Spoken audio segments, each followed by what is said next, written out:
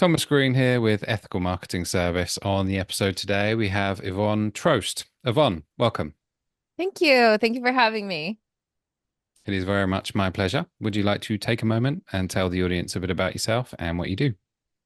Oh, sure. Just a moment, because then I want to get to any questions you have or they might have. So, right now, I am a happiness coach and a hypnotherapist.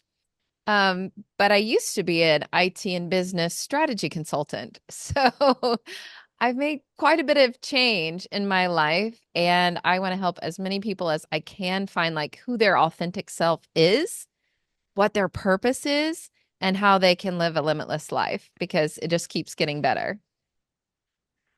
It's a great introduction and probably one of the better job titles that I've ever heard, a happiness coach. How did that come about?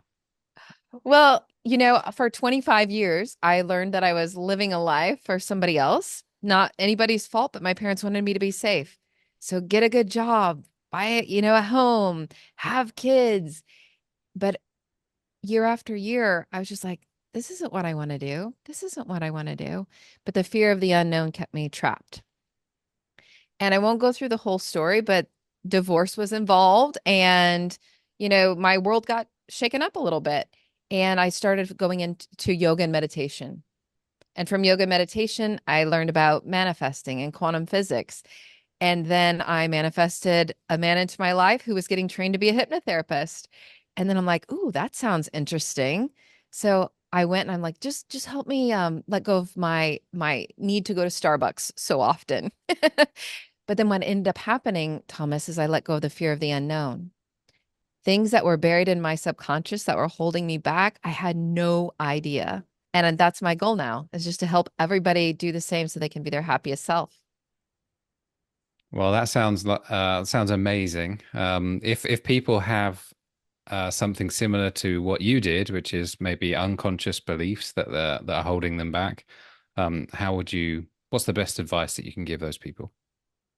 Oh my goodness. So there's a lot, and we don't have as much time as I would love to have today. Um, I think that if you have any fear or judgment of yourself or others, you can be pretty darn sure that there's something in your subconscious mind holding you back. You're only born with two fears, Thomas, the fear of falling and the fear of loud noises. So if you have any other fears and there's not a lion chasing you or you aren't, facing imminent death, there's probably something going on. We actually have developed several free resources. If you go to unlocklimitlessyou.com/quiz, there's a really neat quiz. It's only like 12 questions, takes 3 minutes, and it just asks you some questions about your way of being. And in so less than 5 minutes, you can find out if there's something holding you back. If perhaps you haven't filled your self-love cup full enough, or if perhaps you're going through life on autopilot, it's gonna show you that. And you'll get some lovely insights there that we also have at unlocklimitlessyou.com/resources. There's a tab, which my favorite thing that I created is called the limiting belief lie detector. So you can think of any problem that you have, and quite often it's your subconscious mind's solution. So your problem consciously is your subconscious mind solution to something it fears is going to be worse. So if you want to be vulnerable, Thomas, if you have any fears or troubles and you want to give us an example, we could walk through it, or I could just throw out an example. But people can go there and get the limiting belief lie detector for themselves and run through it is another great way. Okay. Well, a common one for people would typically be fear of failure. So I'll say that one as a what would you say as an example? Yes, so fear of failure. So what might you do if you're afraid of failure? What might you do or not do?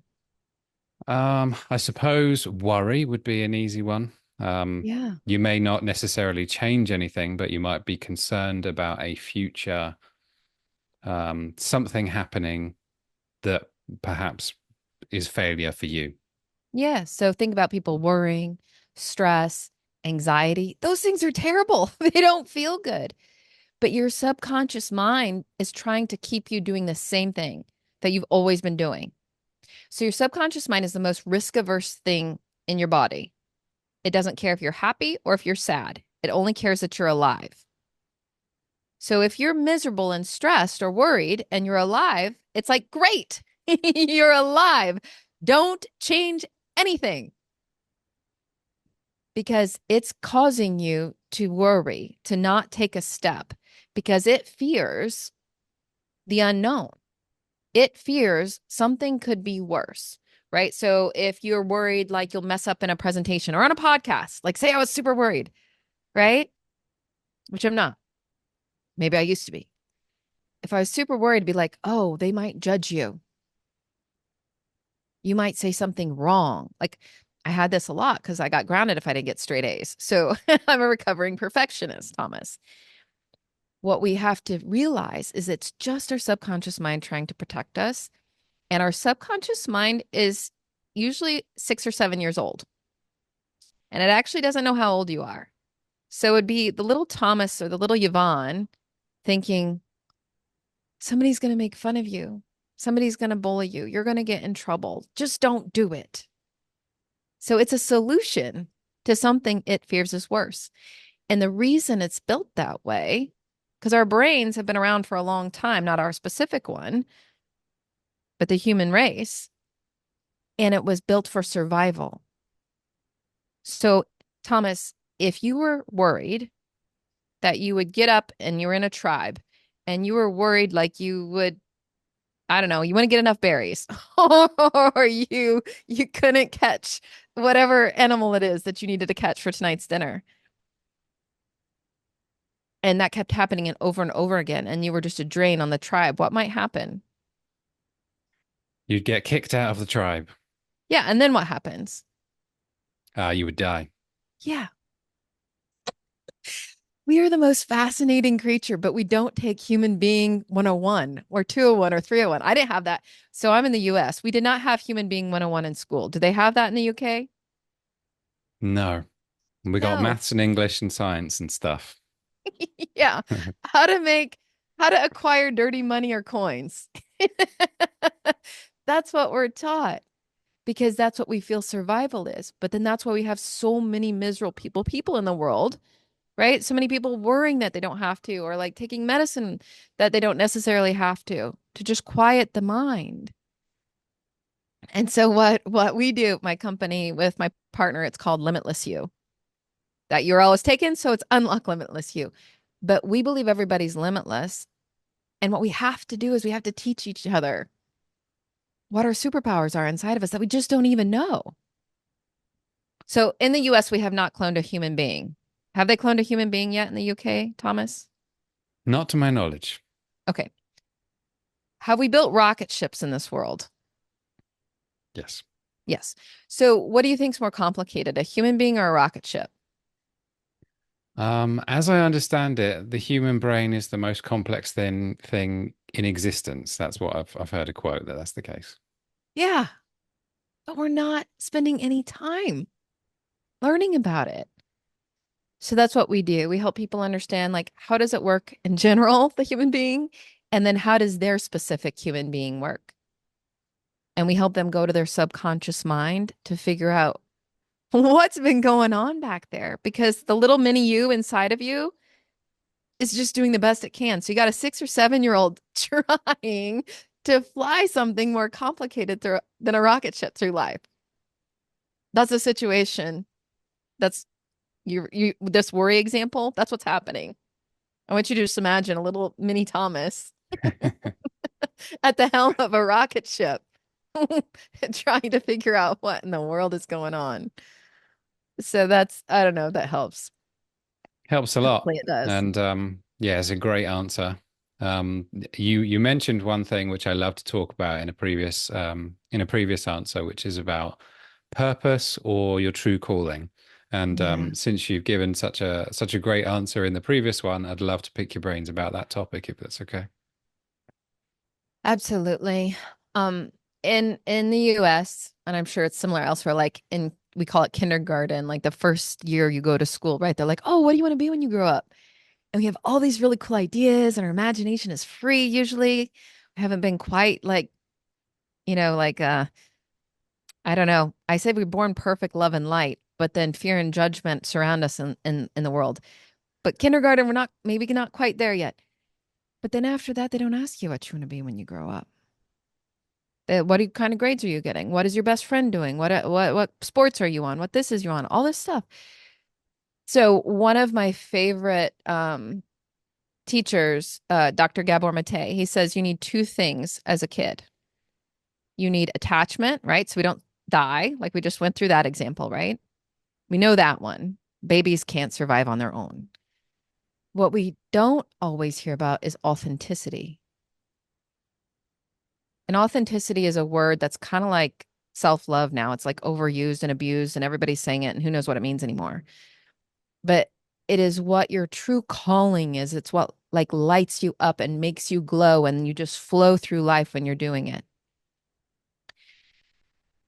And we have to start listening to that.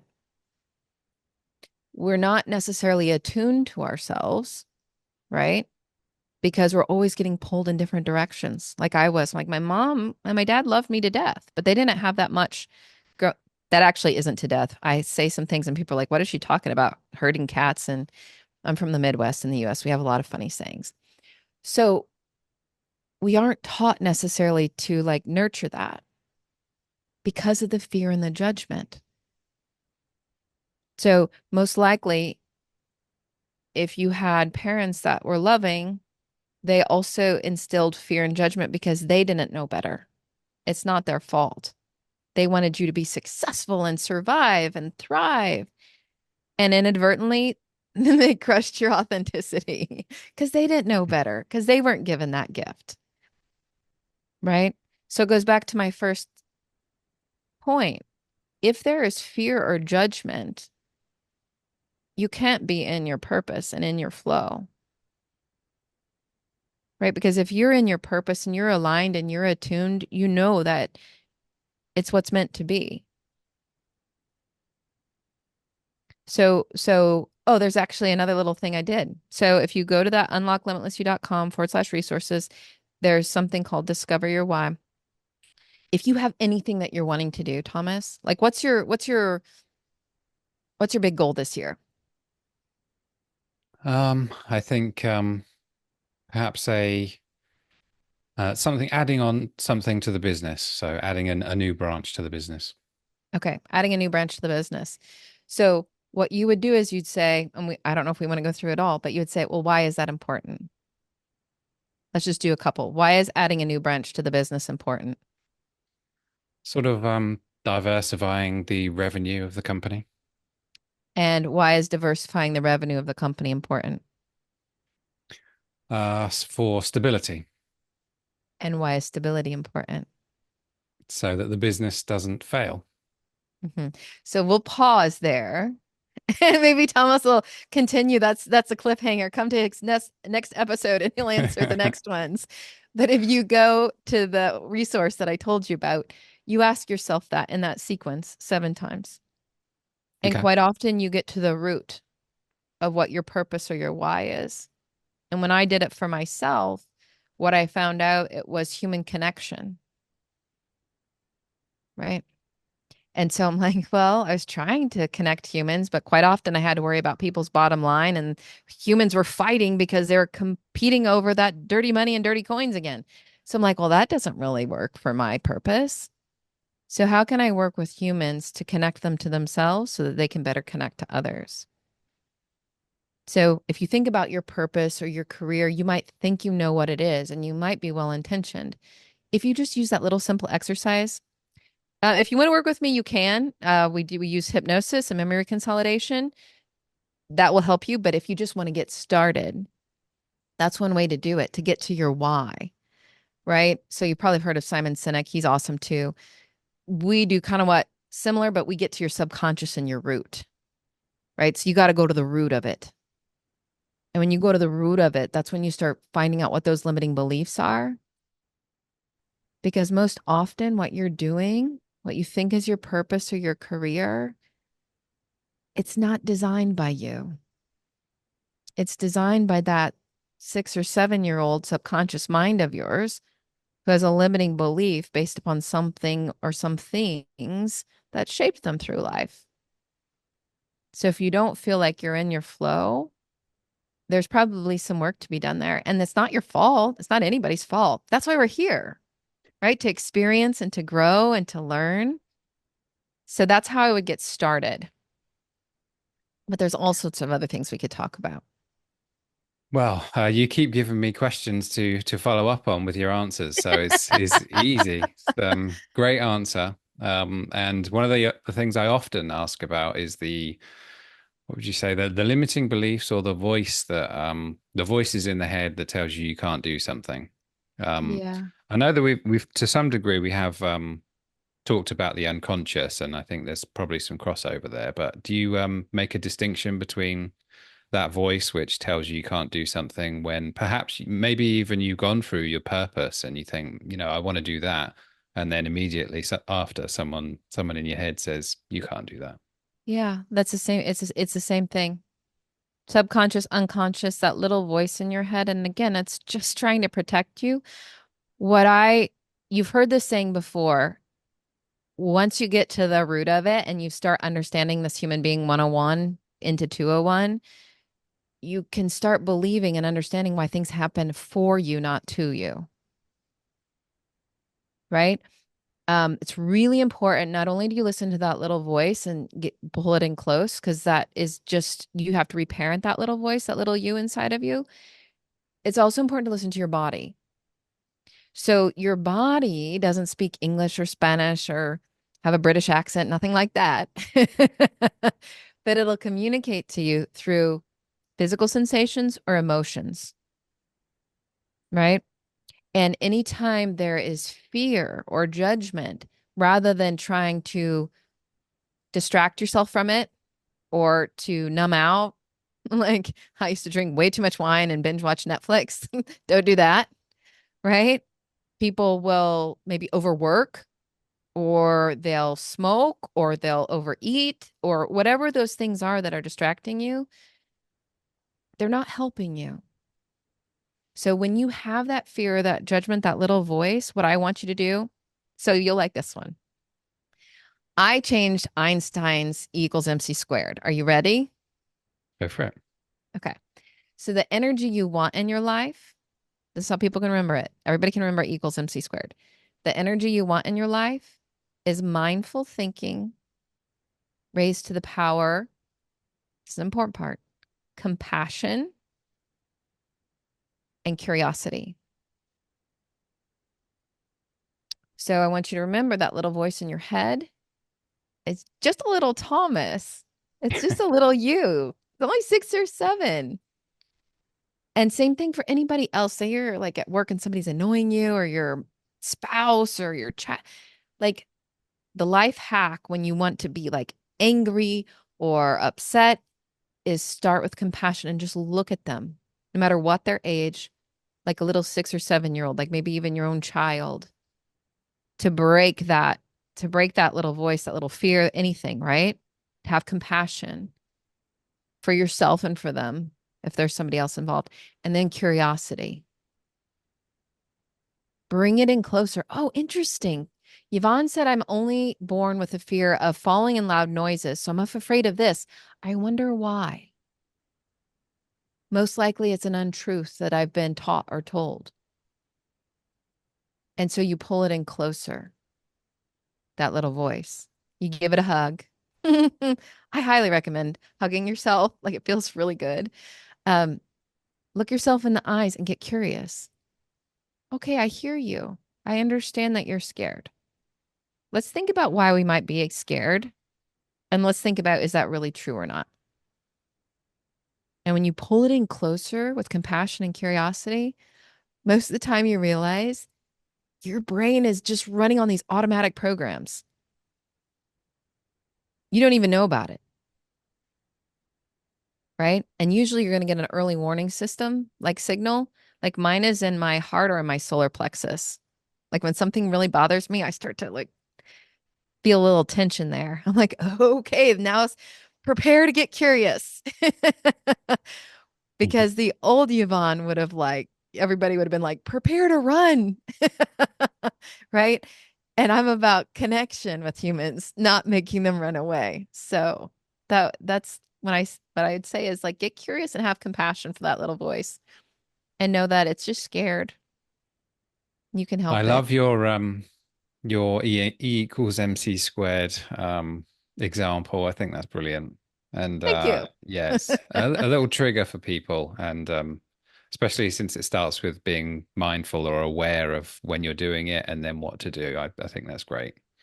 But my 6 or 7 year old unconscious will not let me get away with not asking a happiness coach about happiness. So I have to ask you about it.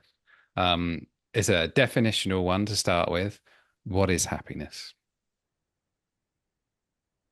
Well, for me or in general, Go with whatever you feel. what I would say is happiness is so unique to every individual. And unfortunately, social media and we're like the most technically connected world we've ever had in history, but we're the most disconnected from ourselves and from the authentic selves of others. So happiness is not what you see on social media. Happiness is what not what Thomas defines it, and it's not what I define it as. You have to define happiness for yourself, right? And so how do you do that? Well, the classics, when do you lose track of time? What makes you smile? What makes you laugh? What makes you tingle inside? What makes you feel love? What makes you want to give love in a healthy way, right? That's what happiness is. But you can't buy it. You can't steal it. You have to discover it for yourself. And that's why I do the work that I do at Limitless You, because most people don't know what it is for them. Most people spend, and I did too. And if you're listening, you probably are spending years chasing something that you think's going to make you happy. And then you get it. You're like, wait a minute, that didn't work. So now let me get something else. Everything that you The need to be happy is inside you. You just have to find it. the hedonic treadmill was what I was going to say. People chasing happiness only to chase it again once they thought that they were going to get it and then they didn't. But That's it's a good another follow-up good question. thing. Like that questions that I was telling you to do with your purpose, do that with whatever you think is happiness for you. That's huge. That's going to help you with purpose too. So if a lot of stability makes you happy, I'm thinking about your example, or maybe somebody's like a lot of money or big house or, you know, family, whatever you think makes you happy. The next, like in my old world, everybody wanted like promotion and then they got it and didn't really do anything for them, but make them more stressed. Whatever it is, go to that unlocklimitlessyou.com/resources, do the discover your why and put that in there, right? Because you can start with this makes me happy and then ask yourself, well, why does that make me happy? And why is that important? What is that? And you get to the root of it. So if you don't know what makes you happy, which you're not alone, I ask Thomas when people come to work with me, I'm like, what's your magic wish? Because that's what we work on. We're magic. I'm also a magician. People tell me that after they're done working with us at Limitless You, because they're like, wait a minute, you're a magician. And now I am too, because I teach people how to find the magic within them. But I ask what your magic wish is. And a lot of times I ask what would the perfect life look like for you? And people can answer usually very quickly with what they don't want or with what they want to get rid of. And sometimes it takes some thoughtful guidance and time to help people imagine, okay, that's table stakes. That's definitely, of course. But what do you want? What will make you happy? Not the lack of something, but the energy of something that you want in your life. I was with you with the first part of your answer. I sort of the flow, the lack of time and the flow state and everything. And then towards the end, when you asked about what is it that makes you happy, I kind of lost the meaning of it again. So Well, what do you think if you makes you could happy, Thomas? He's like, Um, I'm never having her on this podcast again. I'm supposed to ask the questions. no, it's refreshing. My family makes me happy. Okay. And why is your family important to you? I think family is the most, well, looking after your little ones is the most meaningful thing that you can do on the planet. That's my, doesn't have to be for everyone, but that's my position. Okay.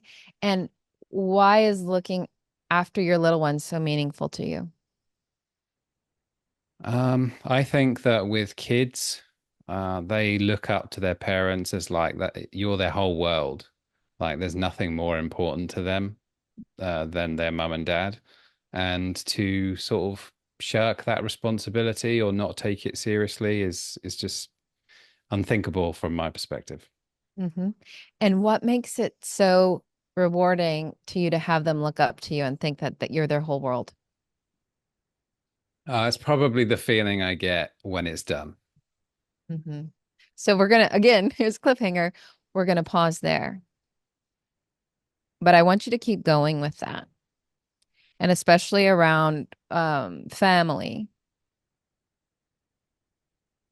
If you're listening and you haven't been taking care of yourself, or if you feel like you're working too much, or if any of the things that you're doing that are making you unhappy, you say you're doing it for your family, right? Because it's selfish not to do that. What I want you to know is that the most valuable thing you can give your children is the authentic, happy you, right? I used to think that I had all the excuses like I can't work out, I can't do this, I can't do that, I can't do all those things because I have to take care of my kids and my household, right? Especially after my divorce. And what I realized was that yoga helped me realize this, right? It's actually selfish not to put your self health first. Because if you don't, how old are your children? They are 8, 6, and 3. Whoa, you're in the heart of it. I have a 17-year-old and an almost 14-year-old. Um, they're not necessarily listening to what you say, but they are watching what you do. And so if you're listening, I want you to ask yourself, do I want my children to find their authentic, happy self and live their authentic, happy life? Or do I want them to sacrifice because they think they need to make money for their children? Like, what do you want for your children? Do you want them to find their authentic, happy self or sacrifice it if you have to sacrifice it for stability in a big business and a big house and all that? What's more important, you think, for your kiddos? Everyone wants happiness for their kids, right? Yeah. Well, Make most sure. normal people do anyway. Yeah, true, true. We just have to remind ourselves what that really is. So back this is see, we were landing on it, right? We feel like happiness is like, oh, I can take him on a bunch of trips and I can take him to the big university and then we have a big house, we have all this stuff. And then if you talk to your kids, they just want time with you. Well, until they become teenagers and they don't have anything to do with you. But that's because perhaps they haven't been nurtured as much as you could have. So again, no judgment, but just get curious and compassionate. And anything that you think is happiness, you that's a great litmus test if you have kids. Would I want what I'm doing to myself for my kids? And if the answer is no, they're watching and they're learning. So if you won't love yourself fully and find your authentic self and find your purpose for you, do it for your kids because that's what you want for them, right? Isn't it so It's a ironic great what we answer. do? Yeah. Human beings are so Um, interesting. yeah, you've done something very clever there, and I noticed it, but it did work regardless. But um, your answers are brilliant. Um, and for those people who do want to, I know you've reference some stuff on the site, but for those people who want to follow you or go on the website, where do they go? So just look and find unlocklimitlessyou.com, right? So think about, okay, you want to be limitless, right? So everybody say limitless you. And we help you unlock limitless you. So that's how you can remember it. Unlock limitless you. And then, we have the socials for that on all of them, but you can also, my name is Yvonne Marie Trost. There is a Yvonne Trost in Germany. That's not me. I'm Yvonne Marie Trost in the US. I'm happy to connect with you any which way. Whether you want to go to our website, you can book a free discovery call. Definitely take the self-love quiz. Really, you could call it self-discovery quiz if you're like, oh, I don't believe the self-love stuff. Just think it just is / quiz anyway. So unlocklimitlessyou.com / quiz. Go take that. And if you want to talk, you same thing, unlocklimitlessyou.com / call, and we'll set up some time. Okay. And do you have any closing thoughts for us today? Closing thoughts. Don't wait. Don't wait until the kids graduate. Oh, I rhymed. I love it when I rhyme. Like I was going to wait 7 to 10 years before I started living my purpose and my dream. I'm like, oh, I got to wait until my kids get out of college and then I can start. Or I always had an excuse. Oh, I can't go back to school for psychology because that'll take too long. It'll be too much money and blah, blah, blah. I didn't even have to go back. I just became a hypnotherapist and I'm helping people rewire their brains that psychologists don't even get to study because it hasn't made its way to university yet. Plasticity is still relatively new for people believing it. So don't wait. And if you're like, oh, she doesn't know me, she doesn't know my life, ask yourself, why are you waiting? And then if you don't want to call me, call Thomas or somebody that cares about you and ask them if you should wait. Don't wait to figure out what makes your heart sing and to start living. Yvonne, as a happiness coach, you have made me much happier today. So I very Oh, much appreciate that. yay. I love it. And you've been an amazing guest. So thank you very much. Absolutely. Thank you for having me. I'm so glad we got to connect.